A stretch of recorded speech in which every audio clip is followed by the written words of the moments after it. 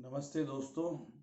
मैं आज एक बहुत ही महत्वपूर्ण विषय पर आपसे बात करने जा रहा हूँ और निश्चित रूप से आपके मन में भी ये सारी चीज़ें होगी। दोस्तों, CBSE नई दिल्ली की कक्षा 10वीं बोर्ड की परीक्षाओं के साथ साथ देश के सभी राज्यों की बोर्ड की परीक्षाएं लगभग हो चुकी है।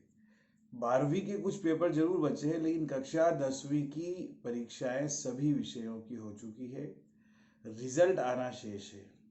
इसमें जैसे ही कापियां लॉकडाउन की अवधि के बाद चेक हो जाएगी, मुझे लगता है कि 15 मई के आसपास कक्षा 10वीं का रिजल्ट आ जाएगा।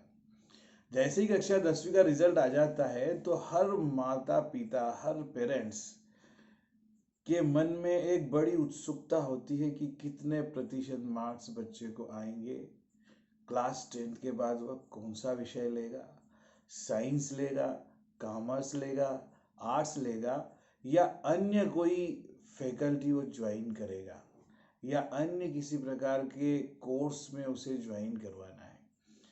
दोस्तों, ये जिंदगी का बहुत ही महत्वपूर्ण निर्णय लेने का समय होता है और यदि अपनी अभिरुचि के अनुसार, यदि अपने एप्टीट्यूड के अनुसार विषय चयन नहीं किया तो कम से कम 2 वर्ष तो समझ लीजिए आपके बर्बाद हो जाते हैं।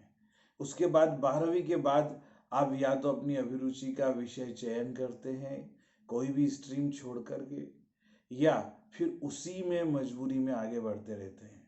अगर मजबूरी में उसी स्ट्रीम में आगे बढ़ना पड़ा तो आप अपने जीविकोपार्जन के लिए वो विषय वस्तु, वो कोर्स, वो स्ट्रीम जिसमें आपकी अभिरुचि थी, जिसमें आप आनंद का अनुभव करते थे, वो चयन नहीं हो पाता है और मजबूरी में पूरी जिंदगी फिर निकालना पड़ती है। एक स्टेटस पूरे जीवन भर का बन जाता है। तो ये जो कक्षा 10वीं की परीक्षा के तुरंत बाद क्या विषय लें, इस पर मैं बहुत सारी बातें आपसे शेयर करना चाहूँगा। आप ध्यान से सुने। देखिए, पहला प्रश्न तो ये है कि व्यक्ति कोई भी स्ट्रीम ले, अल्टीमेटली उसका एक लक्ष्य ये होता है कि उसके माध्यम से उसका कैरियर अच्छा बने, उसको अच्छी जॉब अपॉर्चुनिटी मिले, वो अगर बिजनेस में जाना चाहता है तो सफल हो और उसकी आर्थिक स्थिति मजबूत हो, सुदृढ़ हो, ऐसा कैरियर हो जिससे वो एक सम्मानजनक स्थिति में जी सके। ये सोच करके लोग अपने बच्चों को विषय दिलाते हैं। इसमें बड़ी एक बात ये भी है कि आखिर हर पेरेंट्स चाहता क्या है। क्या हर पेरेंट्स अपने बच्चों को खुश देखना नहीं चाहता? क्या हर पेरेंट्स नहीं चाहता है कि उस बच्चे का जीवन खुशहाल हो? क्या माता पिता के बुढ़ापे में बच्चे को खुश देखकर माता पिता खुश नहीं होंगे? ये सोचना बहुत जरूरी है। ये सोचना जरूरी नहीं है कि मेरे मन में डॉक्टर बनने की इच्छा थी, मेरे मन में इंजीनियर बनने की इच्छा थी, पड़ोसी का बच्चा अमेरिका चला गया और शर्मा जी के बच्चे ने ये ये कोर्स लेकर के उस कंपनी में मैनेजर हो गए और मेरे बच्चे पीछे रह गए। मेरा बच्चा भी काश ये लेता तो ऐसा होता, इसलिए मैं दूसरे बच्चे को जिसने 10वीं की अभी परीक्षा दी है उसको तो मैं यही दिलाऊंगा। और इस जिद के, इस मानसिकता के चलते मैंने देखे हैं बड़े बड़े समझदार, अच्छे भले, अच्छा ज्ञान रखने वाले पेरेंट्स अपने बच्चों को इस विश्वास के साथ कि मैंने अगर उसे कोटा में एडमिशन दिलवा दिया, मैंने एलन में एडमिशन दिलवा दिया या मैंने इस प्रसिद्ध कोचिंग में एडमिशन दिलवा दिया तो निश्चित रूप से मेरा बच्चा जो है 2 साल के अंदर ट्रेंड हो जाएगा, है ना। कोचिंग वाला सब कुछ सिखा देगा और अल्टीमेटली उसका कैरियर अच्छा बनेगा, डॉक्टर बन जाएगा। बिल्कुल मैं ये नहीं कह रहा हूं, हो सकता है आपका बच्चा डॉक्टर बन जाए, हो सकता है आपका बच्चा कोटा जाकर के परीक्षा उत्तीर्ण कर ले, लेकिन सोचिए अगर डॉक्टर बनने में उसके जन्मजात गुण नहीं है, उसके अंदर अभिरुचि नहीं है। मैं बार बार अभिरुचि इसलिए बोल रहा हूं क्योंकि एटीट्यूड तो सबका हो सकता है, कुछ भी बनने की इच्छा हो सकती है, लेकिन अभिरुचि, एप्टीट्यूड इज मस्ट। क्या मतलब है एप्टीट्यूड का? कि बच्चा जो करना चाहता है उसको अगर वो अपनी विषय, अपनी रुचि के, अपनी अभिरुचि के काम को कोई भी इंसान 8 घंटे की बजाय 18 घंटे भी करता है तो उसके मन में तनाव महसूस नहीं होता, वो एंजॉय फील करता है अपने काम में। और ज़्यादा काम करने से उसे ज़्यादा उत्साह और ज़्यादा आनंद की प्राप्ति होती है। तो क्यों नहीं बच्चे को ऐसी स्ट्रीम दिलाई जाए जो वो रुचि रखता है, जिसके अंदर उसकी अभिरुचि है, बच्चा उसके लिए सक्षम है और बच्चा चाहता है कि वो ये करे, उसको वो काम करने में आनंद आता है। दोस्तों, कभी भी ये मत समझिए कि साइंस लेने वाला ही बुद्धिमान होता है, ज्ञानी होता है। आप देखिए, जो बच्चे आईआईटी करते हैं, जो बच्चे एमबीए करते हैं, जो बच्चे वो आखिर करते क्या है? सिंपल सी बात है, आईआईटी करने वाला, डॉक्टर बनने वाला, इंजीनियर बनने वाला बच्चा किसी न किसी कंपनी के अंडर में काम करता है और उस कंपनी का जो मैनेजर है, जो प्रबंधक है, उसने क्या लिया था? उसने कॉमर्स लिया था। और ये के सारे मैनेजर, सारी की सारी कंपनियां, सारे के सारे कारखाने, फैक्ट्रियां लाइसेंस के लिए किसके पास जाते हैं? अपना अपना हर तरह के काम के लिए किसके पास जाते हैं? किसी न किसी प्रशासनिक अधिकारी के पास जाते हैं। एसडीएम के पास जाएंगे, कलेक्टर के पास जाएंगे, डिप्टी कलेक्टर के पास जाएंगे, ज्वाइंट कलेक्टर के पास जाएंगे।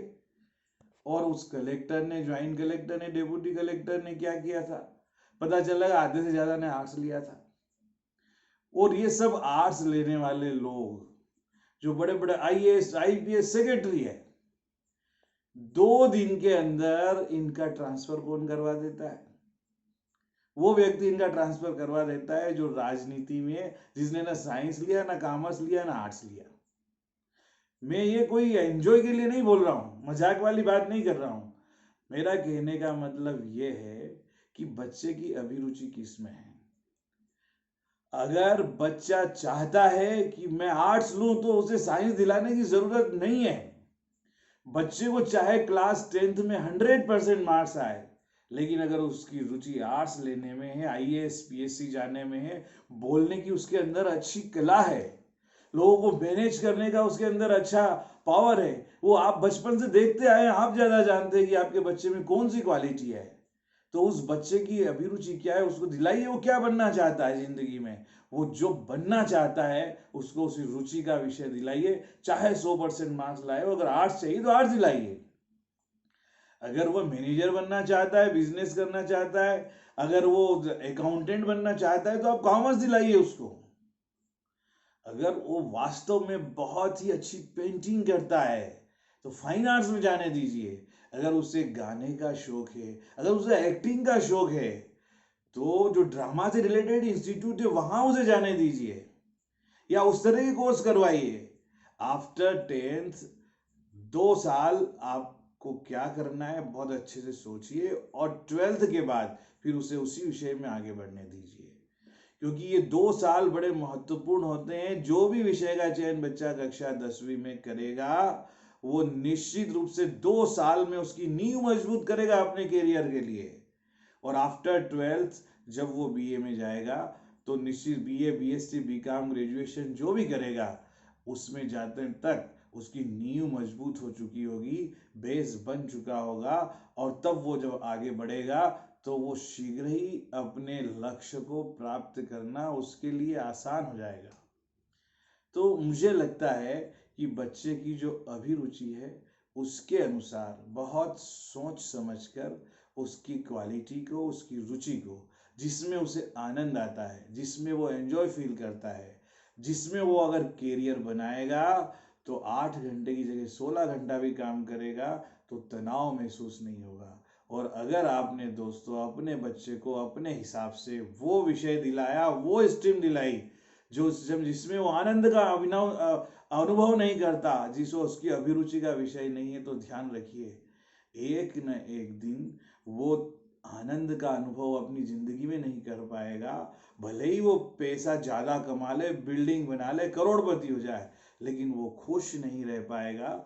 और जिंदगी का अंतिम लक्ष्य है खुशहाल होकर रहना, स्वयं को, खुद के परिवार को, सबको खुशियां प्रदान करना और संतुष्टि पूर्वक बहुत अच्छे से आनंद पूर्वक जीवन व्यतीत करना। और इस कोरोना के समय ने, इस लॉकडाउन के समय में आप ये सिद्ध कर दिया है कि पैसा बहुत कुछ है, लेकिन अगर अंदर की खुशी नहीं है, आपका तन स्वस्थ नहीं है, आपका मन स्वस्थ नहीं है, तो मुझे लगता है कि दुनिया की कोई चीज़ बिल्कुल भी महत्व नहीं रखती। इसलिए सावधान अपने बच्चे का, उसके साथ बैठे पूरा परिवार विचार करे, और सबसे ज़्यादा बच्चे की इच्छा क्या है, उसकी क्षमता क्या है, इसकी कसौटी पर कसते हुए बच्चे को उसकी रुचि का विषय दिलाए। धन्यवाद। नमस्कार।